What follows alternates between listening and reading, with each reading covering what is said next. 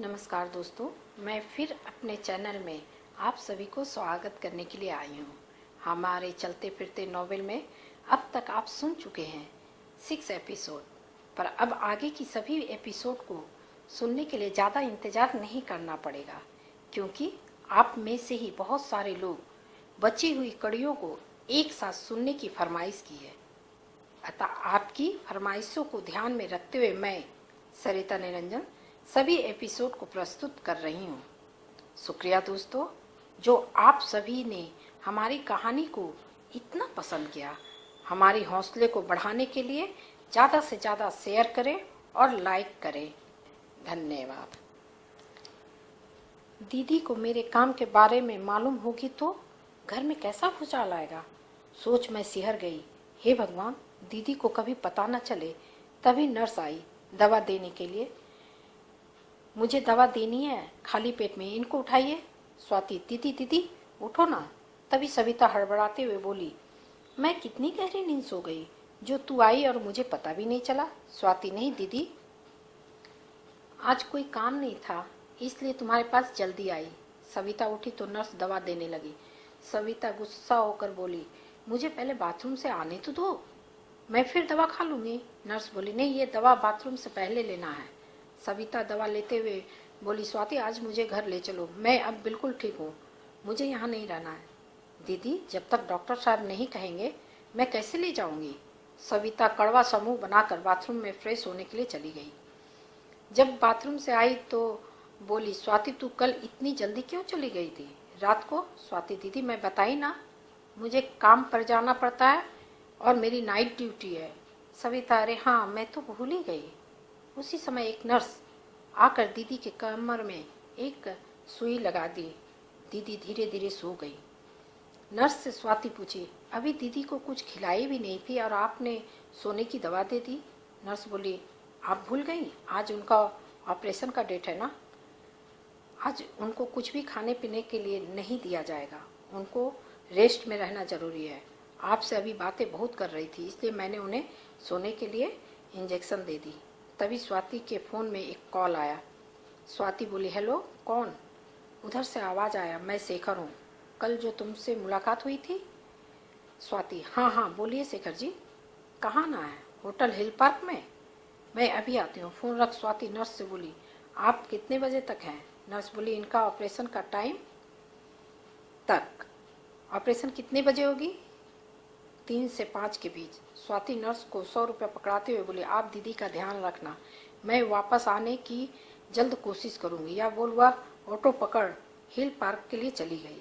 स्वाति, जब मैं होटल पहुंची तो सेठ का रूम नंबर 8 है, जो हमेशा उसी के नाम से बुक रहता था, वहीं चली गई। सेठ से बोली, आप मुझे दिन में इस वक्त क्यों बुलाए। वैसे मुझे आप जहाँ बुलाएंगे मैं वहाँ पहुँच जाऊँगी और आना भी पड़ेगा। फिर क्या बात है। शेखर, आओ आओ, मैं तुमसे कुछ बातें करना चाहता हूँ, वो भी दिन के उजाले में। आज मैं तुमसे सच्ची और पक्की दोस्ती करना चाहता हूँ।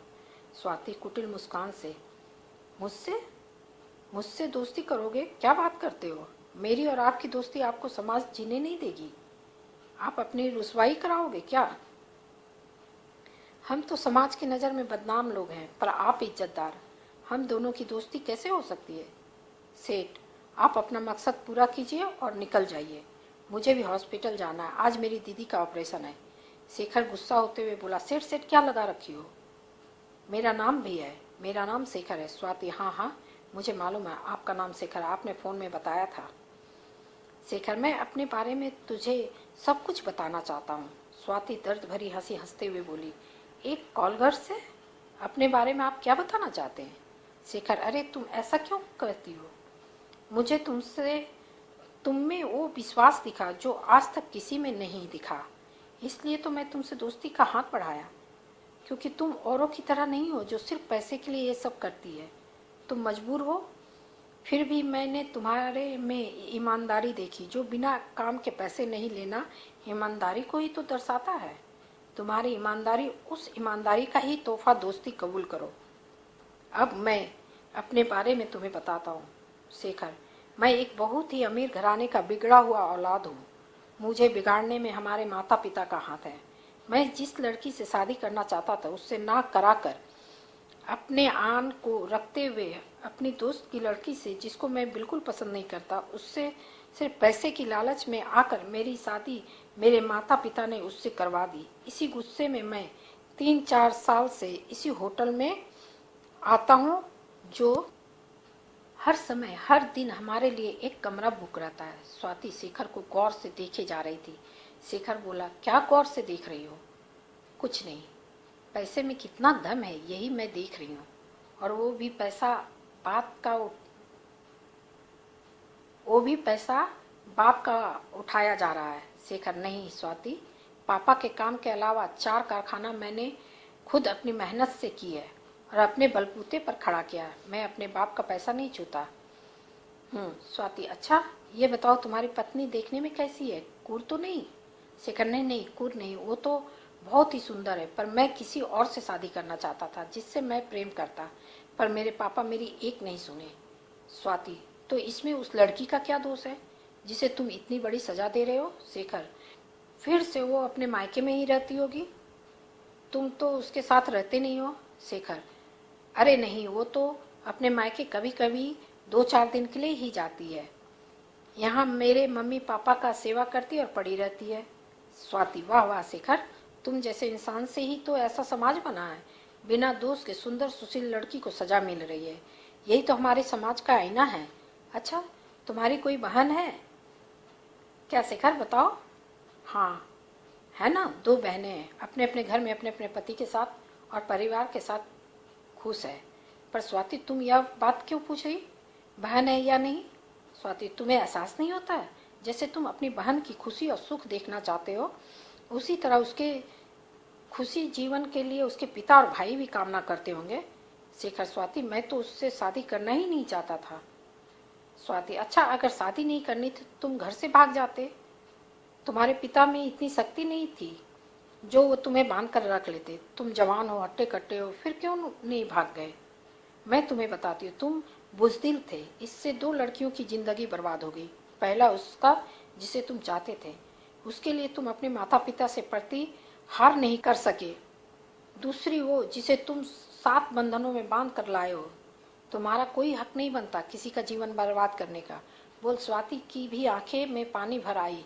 शेखर सर झुकाए चुपचाप सब कुछ सुनता रहा। थोड़ी देर बाद स्वाति बोली, इसलिए मैं मर्दों से नफरत करती हूँ, दोस्ती नहीं। यह बोल स्वाति उठने लगी तो शेखर हाथ पकड़कर बिठाते हुए बोला, मैं इसके पास नहीं जाना चाहता हूँ। स्वाति, तो मेरे से दोस्ती की बात मत करना, सिर्फ काम से काम तक ही मतलब रखना। जल्दी से तुम अपना काम खत्म करो और मुझे छोड़ो। शेखर, नहीं स्वाति, मैं तुम्हारी बातों को गहराई से सोचा, मैं गलत था, मैं अपना इरादा बदल लूँगा, पर तुम मुझसे दोस्ती मत तोड़ना। मैं तुमसे प्रॉमिस करता हूँ अब कभी भी ये गलती नहीं दोहराऊंगा और अपनी पत्नी को अपना कर उसे उसका हक दे दूंगा। मैं उतना ही प्यार दूंगा जो उसका हक है। तुमने मेरी आंखें खोल दी, अब तुम रोज मुझसे मिलोगी ना? स्वाति, अभी मैं कुछ भी नहीं कहूँगी जब तक मुझे तुम पर भरोसा ना हो जाए। तुम अपनी पत्नी को वही सम्मान दे रहे हो जिसमें सिर्फ उसका हक है और किसी का नहीं, तभी मैं तुमसे पक्की दोस्ती रखूंगी। तभी शेखर आगे बढ़ स्वाति को अपने आगोश में ले लिया। स्वाति समझ रही थी कि ये नहीं सुधरेगा, ये मेरे दोस्ती के काबिल नहीं, पर वो स्वाति के साथ कुछ नहीं किया। बोला, तुमसे मिलने के बाद अब कभी इस माहौल में नहीं आऊँगा। आज घर जाकर अपनी पत्नी को और अपने माता पिता को अपने किए हुए कारनामों के लिए माफ़ी मांगूंगा। तुम्हारे बारे में मैं सबको बताऊंगा, समय आने पर तुमसे मिलवाऊंगा भी। बोल शेखर बिना स्वाति को देखे अपने घर चला गया। इधर स्वाति भी आंटी को देखने उनके घर चली गई। स्वाति, जब मैं आंटी के घर पहुंची तो बुढ़ा दरवाजा खोला, पर मेरे तरफ बिना देखे ही अपने रूम में चला गया। मैं आंटी के पास गई, उनकी तबीयत बहुत खराब थी, वो लंबी लंबी सांसें ले रही थी। मैं उनके बगल में बैठ उनका पैर दबाने लगी तो उन्होंने इशारा से मुझसे पानी मांगी। मैं उनको पानी पिलाई। कहने लगी, स्वाति, मैं अब ज़्यादा दिन नहीं बचूंगी, तुम अंकल का ध्यान रखना, एक बेटी की तरह। वो तुम्हें अपने बेटी की तरह प्यार करते हैं। मैं कुछ बोल नहीं पा रही थी कि अंकल कितने घृणित व्यक्ति हैं। उन्होंने मेरे साथ क्या किया। मैं अपना सिर झुकाए उनका पैर दबा रही थी। अंकल ने भी दरवाजे के पास से आंटी की बातें सुन उलटकर अपने कमरे में चले गए। मैं खाना वगैरह बनाकर सारा काम निपटाकर घर आने को हुई तो आंटी से बोली, आंटी आज मेरी दीदी का ऑपरेशन है, समय मिलेगा तो मैं आऊँगी। जब आंटी के घर से निकली तो मुझे आंटी की इस हालत में देखकर मुझे बहुत दुख हो रहा था। आंटी क्यों बीमार पड़ी? उनके बदले बुढ़ा क्यों नहीं मर पड़ा? इस अच्छे लोगों को ही भगवान परीक्षा लेते हैं। जब मैं हॉस्पिटल पहुंची तो मालूम हुआ दीदी को एनीमा देने के लिए ले जाया जा रहा है। मुझे देखते ही दीदी बोली, मैं यहाँ नहीं रहूँगी, ये लोग बहुत तकलीफ देते हैं मुझे। कभी एनीमा तो कभी दवा, कभी स्लाइन, कभी इंजेक्शन। में परेशान हो गई इन सभी चीज़ों से। अच्छा स्वाति, ये बताओ, जब मैं ठीक हूँ तो ये लोग मुझे एनीमा क्यों दे रहे हैं? स्वाति, दीदी जाओ, आओगी तो बात करूँगी। दीदी के जाने के बाद स्वाति बहुत बेचैन हो गई। पता नहीं दीदी का ऑपरेशन सफल होगा या नहीं, क्या होगा, यह सोच स्वाति का दिल धक धक कर रहा था। अपने आप को संभालने की कोशिश कर रही थी पर असफल हो रही थी। जब दीदी को लेकर नर्स आई और बोली कि इनको इंजेक्शन देना है, जल्दी से आप लेकर आइए, और नर्स ने इंजेक्शन का नाम लिखा, पर्ची स्वाति को पकड़ा दी। स्वाति दौड़कर मेडिकल हॉल गई और इंजेक्शन ले आई। नर्स को देते हुए पूछी, ऑपरेशन कितने बजे होगी? तो नर्स बोली 4:30 बजे। अब आधा घंटा ही बचा है। इंजेक्शन कमर में लगा दी। उसके जाने के बाद ही मैं दीदी से बात करना चाह रही थी पर मेरे मुंह से शब्द नहीं निकल रहे थे। दीदी मुझे देखे जा रही थी जैसे उनको सब पता है, मैं उनसे झूठ बोल रही हूँ। तभी नर्स और वार्ड बॉय स्ट्रेचर लेकर दीदी को ले जाने के लिए आए। दीदी मुझसे कुछ भी बात नहीं कर रही थी और ना ही मैं दीदी से कुछ बोल पा रही थी। दवाइयों की पेटी और दीदी दोनों को वे लोग ऑपरेशन थिएटर में ले गए। मैं वहीं बुत बनी खड़ी रही, सिर्फ दीदी को देखती जा रही थी। एक नर्स पीछे से आकर मेरे कंधे में हाथ रखकर बोली, आपकी दीदी ठीक हो जाएगी, भगवान पर भरोसा रखिए।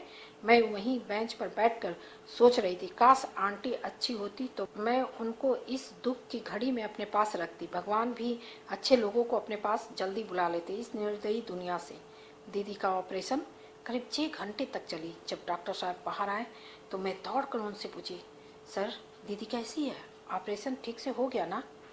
तभी हाँ बोलकर डॉक्टर साहब मेरे सर पर हाथ रख कर चले गए। पीछे से नर्स निकली तो मैं पूछी कि क्या मैं दीदी से मिल सकती हूँ? नर्स, नहीं, आपको बाहर से ही देखना होगा, अंदर अभी नहीं जा सकते। 1 घंटे बाद जब उनको केबिन में शिफ्ट किया जाएगा तब आप देख लीजिएगा। स्वाति बाहर से ग्लास के अंदर दीदी को देख निश्चिंत हुई।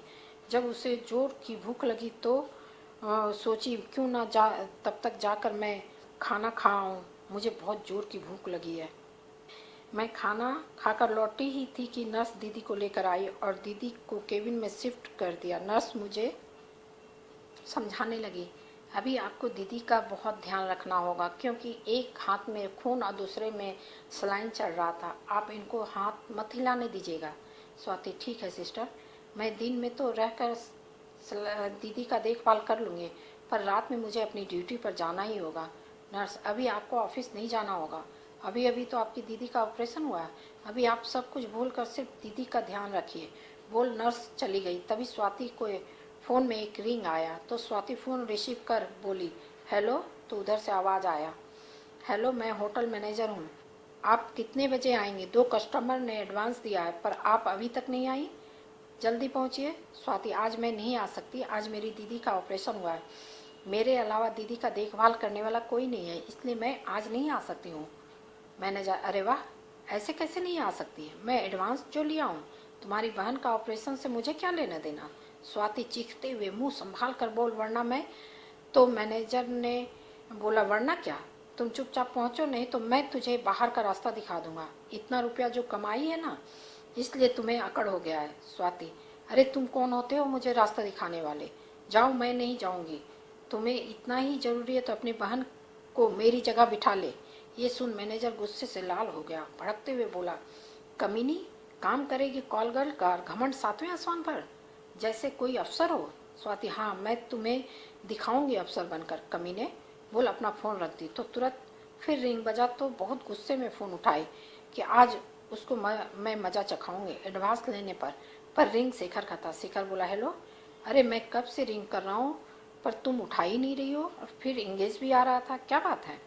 स्वाति, किससे बात कर रही थी? स्वाति गुस्से में भूत से बात कर रही थी, मुंह लटका कर बोली, साले उस मैनेजर का फ़ोन था, बहुत ही उल्टी सीधी बातें कर रहा था। मैं जब से बताई मेरी बहन का ऑपरेशन हुआ, मैं नहीं आ सकती, वो भड़क गया। कहने लगा मैंने ग्राहक से एडवांस लिया, मुझे तुम्हारी बहन के ऑपरेशन से कोई लेना देना नहीं। मैंने भी गुस्से में उसे उल्टा पुल्टा बोलकर फ़ोन काट दी। शेखर, अरे इसकी इतनी हिम्मत जो तुमसे उल्टी सीधी बातें करेगा? मैं अभी बताता हूँ। नहीं शेखर, मैंने तुझे पहले ही बता दिया था ना कि मेरे और मेरे काम के बीच मत आना। उसे तो मैं खुद मजा चखाऊंगी। तुम कुछ मत कहना, अब मुझे दुनिया से लड़ना आ गया है। शेखर, अच्छा बाबा, मैं नहीं आऊँगा। पर तुम बताई नहीं कि तुम्हारी दीदी का ऑपरेशन आज है। लगता है तुम अब भी मुझसे अपना दोस्ती नहीं मानती हो। पर मैं तुझे अपना दोस्त मानता हूँ, इसलिए मेरा हक बनता है तुम्हारे हर सुख दुख में साथ रहना। मैं अभी आ रहा हूँ तुम्हारे पास। स्वाति, नहीं शेखर, अब रात बहुत हो गई है, तुम कल सुबह आना। नहीं स्वाति, मैं अभी आ रहा हूँ, देख कर आधे घंटे में ही निकल जाऊंगा। स्वाति सुनो तो कहते रह गई, लेकिन शेखर ने फोन रख दिया। शेखर 10 मिनट के अंदर पहुंच गया। पूछते पूछते केबिन में आया तो स्वाति वहीं सोफे पर सो गई थी। सुबह से दौड़ धूप करते हुए काफी थक गई थी। शेखर उसे उठाना सही नहीं समझा और बगल में बैठ स्वाति के उठने का इंतजार करने लगा। इसी बीच सविता को कुछ कुछ होश आना चालू हुआ। लड़खड़ाते शब्द में स्वाति झट से शेखर और दीदी के सर में हाथ रख सहलाने लगा, पर अपने आप को पीछे रखा, कहीं दीदी देखकर घबरा ना जाए। और दीदी थोड़ी ही देर में फिर बेहोश हो गई। एक नर्स जब अंदर आई तो अनजान आदमी को देख ठिठक गई। ये कौन है, कहाँ से आया? सोचकर वह डॉक्टर के केबिन की ओर भागी। जाकर डॉक्टर को सारी बातें बताई तो डॉक्टर भी घबराते हुए, अरे अनजान आदमी किसी के केबिन में कैसे घुस गया? किसी ने देखा नहीं? स्वाति कहाँ है? ये बोलते हुए डॉक्टर केबिन के अंदर आया। ओ मिस्टर, आप कौन हैं? यहाँ क्या कर रहे हैं? शेखर चुप रहने का इशारा कर ही रहा था, तब तक स्वाति की नींद टूट गई। क्या हुआ सर? नजर उठाई तो सामने शेखर और डॉक्टर दोनों को खड़ा देख स्वाति, अरे शेखर तुम कब आए? मैं थोड़ा सो गई थी। और डॉक्टर की तरफ मुँह कर बोली, सर ये मेरे दोस्त है। अच्छा सॉरी बोल डॉक्टर केबिन से बाहर निकल गया। डॉक्टर की आवाज़ से बहुत बाहर कुछ लोग जमा हो गए थे, जो सभी अपने अपने जगह में चले गए। स्वाति, शेखर जब तुम आए तो मुझे उठाया क्यों नहीं? बेकार का लफड़ा हो गया। शेखर, अरे यार मैं जब आया तो तुम सो रही थी, इसलिए मैंने तुम्हें नींद से नहीं जगाया, क्योंकि आज तुम बहुत परेशान हुई होगी, वो भी बिल्कुल अकेली, इसलिए मैंने तुम्हें उठाना ठीक नहीं समझा और तुम्हारे उठने का इंतजार कर रहा था। स्वाति, इसी बीच तुम्हारी दीदी को होश आया था। मैंने उनके सर पर हाथ रखा तो वो फिर से बेहोश हो गई। मुझे पता नहीं चला। स्वाति का हाथ पकड़कर बोला, क्यों यार, तुम मुझे कम से कम खबर तो कर देती थी, मैं आ जाता। स्वाति, छोड़ो ना, अब काम हो गया और फिर मुझे हर चीज़ सहने की आदत हो गई है। मुझे कुछ फर्क नहीं पड़ता है कोई है या नहीं, काम मेरा है, मैं दूसरों को क्यों परेशान करूं? शिखर स्वाति को देखता रह गया। इसके अंदर कितने लोगों के लिए नफरत की आग है, इसलिए अपनी परेशानियां ये किसी दूसरे से शेयर नहीं करती। यह आग जिस दिन किसी पर फटेगा वो बुरा जल जाएगा, नहीं बल्कि पूरी तरह भस्म हो जाएगा। स्वाति, शेखर इतना गौर से क्या देख रहे हो? शेखर हंसते हुए, अरे यार तुम तो औरतों के लिए एक प्रेरणा हो। स्वाति, चलो बकवास बंद करो, अपना काम करो। शेखर, नहीं स्वाति, सच में जानती हो, जब मैं घर गया तो हर दिन की तरह वो मेरे जूते उतारने के लिए आई। जब वो मुझे सोफे पर बैठे देखी तो 2 मिनट तक देखती रह गई। उसकी आंखों को विश्वास ही नहीं हो रहा था कि आज मैं बिना पिए घर कैसे पहुंच गया। पर बिना कुछ बोले कहे वापस बाहर चली गई। मम्मी पापा को लग रहा था अब हमारे कमरे से चिल्लाने की आवाज़ आएगी और वंदना रोते हुए कमरे से निकलेगी, क्योंकि ऐसे हर दिन होता था। पर आज जब नहीं हुआ तो हमारे माता पिता को विश्वास ही नहीं हो रहा था कि मैं आज इतना जल्दी बिना पिए घर कैसे आ गया। उधर वंदना रो तो नहीं रही थी, पर खुशी से वंदना इतनी खुश थी कि जब मैंने उसे पानी लाकर देने को कहा तो वह झूमते हुए हवा की वेग से गई और मेरे लिए पानी लेकर आई। उसे ये सब सपनों की भांति लग रहा था। उसे विश्वास ही नहीं हो रहा था। जब मैं उसका हाथ पकड़कर उसे अपने पास बिठाना चाहा तो वो बोली, नहीं जी मैं यहीं ठीक हूँ। पर मैंने जीत कर उसे अपने पास बिठा लिया और अपने आज तक की गलतियों के लिए माफ़ी मांगा। तो वो बोली, आप माफ़ी क्यों मांग रहे हैं? मुझे लगता है कि मैं ही शायद आपके नज़रों में खरा नहीं उतर पाई थी। इतना ज़रूर बोली, मुझे अपने भगवान पर भरोसा था, एक ना एक दिन आप लौट कर मेरे पास जरूर आएंगे। स्वाति मेरे पास उसकी बातों को कोई भी जवाब नहीं था। जब हम लोग रात में खाना खाने एक साथ डाइनिंग टेबल पर बैठे, जो शायद हमारी शादी के बाद ये पहली बार हम सब एक साथ खाना खाने के लिए बैठे थे, उस वक्त पापा मम्मी को खिला हुआ चेहरा देख संतोष भरी आंखें और पत्नी का प्यार भरी निगाहें मुझे सुकून दिला रही थी। खाना खाते वक्त मैं अपनी मम्मी और पापा से माफ़ी मांगी और आइंदा ऐसा नहीं होगा का वचन दिया। तो पापा के आंखों में आंसू देख मैंने अपना सिर झुका लिया। मम्मी रोते हुए पूछी, अच्छा बेटा, आज यह चमत्कार कैसे हुआ? जिस किसी ने भी तुझे ये रास्ता दिखाया उसको भगवान हर खुशी से नवाजे। पता नहीं क्या क्या दुआ तुम्हें वो देती रही। मैंने सभी के सामने एक एक बात सच सच बता दिया और माफ़ी मांगी। मेरे मम्मी और पापा दोनों ही तुमसे मिलना चाहते हैं। मम्मी बोली कि मैं उस देवी की दर्शन करना चाहती हूँ जो मेरे बिगड़े हुए बेटे से हम लोगों को सुधार कर मिला दी, और बोली बेटा उस देवी के दर्शन मुझे जरूर करा देना। ठीक है माँ, तुम जब बोलोगी मैं तुझे उससे मिला दूंगा। पहले मुझे उससे पूछने दो, वो आप लोगों से मिलना चाहेगी तो। रात में जब मैं अपने कमरे में गया तो वंदना दूध का गिलास लेकर आई, टेबल पे रख कर जाने लगी। मैं उसका हाथ पकड़ खींचते हुए उसे अपने आगोश में जब लिया तो वह फूट फूट कर रोने लगी। सच में स्वाति, तुम्हारे कारण मेरा उजड़ा हुआ घर बस गया है, थैंक यू। बोल स्वाति का हाथ अपने हाथ में लिया तो स्वाति झट से अपना हाथ उससे छुड़ाते हुए बोली, नहीं, ये हाथ सिर्फ तुम्हारी पत्नी की अमानत है और आज के बाद अपनी पत्नी के अलावा और किसी दूसरी औरत का हाथ कभी मत पकड़ना। शेखर, अरे यार तुम तो मेरी दोस्त हो ना। स्वाति, गलत मतलब मत निकालना। स्वाति, बहुत हो गई बात, अब चाय पिया जाए। शेखर, मैं बाहर से लेकर आता हूँ और कुछ खाने के लिए भी ले लूँगा। तभी स्वाति बोली, सुनो शेखर, सिर्फ चाय लाना, नाश्ता यहाँ पड़ी हुई है, यही वही हम लोग खा लेंगे, ठीक है। बोल शेखर चाय लाने के लिए चला गया। उसी समय नर्स आई, दीदी का यूरिन बैग बदल कर चली गई। जब डॉक्टर राउंड में आए तो स्वाति पूछी, सर दीदी को होश कब आएगा? डॉक्टर साहब बोले, बस 10 से 15 मिनट में उनको होश आ जाएगा, और वहाँ से चले गए। स्वाति दीदी के होश में आने के लिए भगवान से प्रार्थना कर रही थी कि किसी तरह दीदी को जल्दी होश आ जाए तो मेरे मन को शांति मिलेगी। जब तक शेखर चाय लेकर आ गया, दोनों बैठकर चाय पिए तो स्वाति बोली, उठो शेखर, और अब तुम सीधे अपने घर जाओ, तुम्हारे घर वाले खासकर तुम्हारी पत्नी तुम्हारा इंतजार कर रही होगी। शेखर बोला, ओके मैडम, अब मैं यहाँ से घर ही जाऊँगा, अब होटल जाना बंद। दोनों हंसने लगे। शेखर, दीदी को जब छुट्टी मिलेगी तुम मुझे बताना, मैं अपनी गाड़ी से घर पहुँचा दूंगा। स्वाति, आज तो ऑपरेशन ही हुआ, देखे कब छुट्टी मिलती है। शेखर चला गया। शेखर के जाने के बाद स्वाति बाथरूम में फ्रेश होने गई। फ्रेश होकर निकली तो नर्स दीदी का सलाइन बोतल बदल रही थी। मैं पूछी, राउंड में तो आते होंगे ना डॉक्टर साहब, राउंड में कब तक आएंगे? क्या मैं कैंटीन से खाना ले आऊँ? नर्स, नहीं डॉक्टर साहब निकल चुके हैं, अब आते ही होंगे। तभी डॉक्टर अंदर आए। जल्दी से आशा सिस्टर मरीज का पेपर लेकर आई। बोली, इनका ब्लड प्रेशर नॉर्मल है, यूरिन भी क्लियर है। डॉक्टर साहब बोले, ओके, और दीदी का नब्ज देखने लगे। तभी स्वाति, सर दीदी को अभी भी होश नहीं आया, इसमें घबराने वाली कोई बात नहीं है। अगर होश आ भी जाएगा तो इनको फिर से सोने का इंजेक्शन दिया जाएगा ताकि उन्हें दर्द का एहसास ना हो। डॉक्टर साहब के जाने के बाद स्वाति नर्स से बोली, तुम मेरी दीदी का थोड़ा ख्याल रखना, मैं तुरंत कैंटीन से खाना खाकर आती हूँ। स्वाति भागती हुई गई और तुरंत खाना लेकर वापस केबिन में आ गई। खाना खाकर स्वाति भी सो गई। सुबह जब नींद खुली तो दीदी को पूरी तरह होश में देखी। वह मुस्कुराते हुए, जब मैं बोली, दीदी अब कैसी हो, कैसा लग रहा है? दीदी कुछ भी बोल नहीं पा रही थी, सिर्फ उनकी आंखों से आंसू ही टपक रहे थे। यह देख मैं घबरा गई और मैं भी रोने लगी। मैं रोते हुए पूछ रही थी, दीदी तुम्हें कैसा लग रहा है, बताओ ना। मेरा जी बहुत घबरा रहा था। जब तक तुम मुझसे बात नहीं करोगी मैं यहाँ से कहीं नहीं जाऊँगी। बात करो ना दीदी प्लीज़, कहकर वह फूट फूट कर रोने लगी।